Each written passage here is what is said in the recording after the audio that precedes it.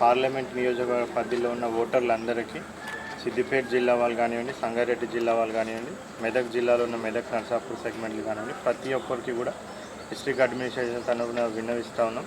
So ఈరోజు morning 7 o'clock మొత్తం సక్సెస్ఫుల్గా మొత్తం పార్లమెంట్ పరిధిలో మనకి ఓటింగ్ స్టార్ట్ కావడం జరిగింది. సో ఈరోజు 6 o'clock వరకు అంటే సాయంత్రం 6 గంటల వరకు కూడా ఓటింగ్ అవైలబిలిటీ ఉంటుంది. సో ప్రతి ఒక్కరు కూడా పెద్ద ఎత్తున ఈరోజు హాలిడే అనేసి ఇంట్లో ఉండకుండా పెద్ద ఎత్తున ప్రతి ఒక్కరు కూడా వచ్చి మీ యొక్క ఓటు హక్కును వినియోగించుకోవాలనేది కూడా రిక్వెస్ట్ చేస్తాను. ఇప్పుడు నేను కూడా ఇక్కడ వచ్చి ఓటు వేయడం జరిగింది. సో అదేవిధంగా ప్రతి ఒక్కరు కూడా ఓటు వేయడానికి రావాలనేసి రిక్వెస్ట్ చేస్తాను.